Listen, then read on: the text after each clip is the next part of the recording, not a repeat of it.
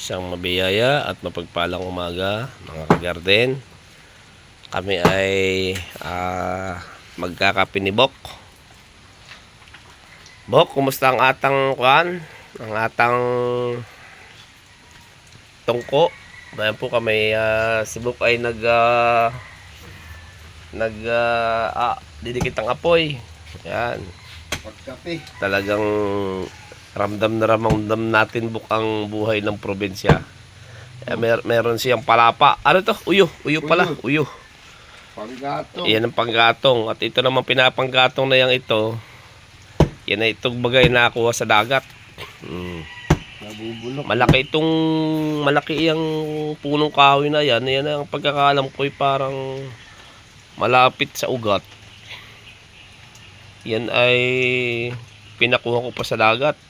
Kala ko baga ay matibay. At yan ay dagsado na siguro mga 2 taon nang nakalubog. Ang plano ko sana gawing lamesa ay napabayaan ko naman. Inanay. Yan ay 12 piraso. Ewan ko lang kung ito ay aripang ilalim. Hindi na aribukan eh. Di na eh. Ibabaw nga bulok. Di mo ilalim pa. Galing sa ilalim ang palan. Sira. Hindi maganda. Meron pala tayong kuan. Meron tayong panggatong. Ayan. Ayan po ang aming Libre ka lang. ang aming tungko. Kalan ni Bok. Kami ay magkakape. At ang aming tinapay by the Talaga namang ito maganda. Ito yung gamot. Alam ko ito yung maganda sa Karayuma eh.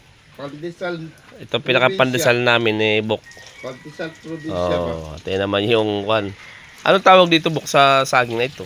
Ano Yan ang tinatawag na bungulan. Bungulan daw ito. Ay, sobrang taba naman. Ayan. Hindi tataba. Lagi ubusan dahon. Ayan. Maraming salamat po sa walang sawang panonood ng aking pagbablog. At nawa po ay kung saan man tayo naroon sa umagang ito, magpasalamat tayo sa Panginoon sa ating pagising. At kami po ay magkakape na ni Bok.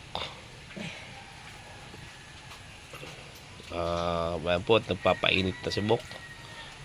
Thank you po. Maraming salamat po at God bless po.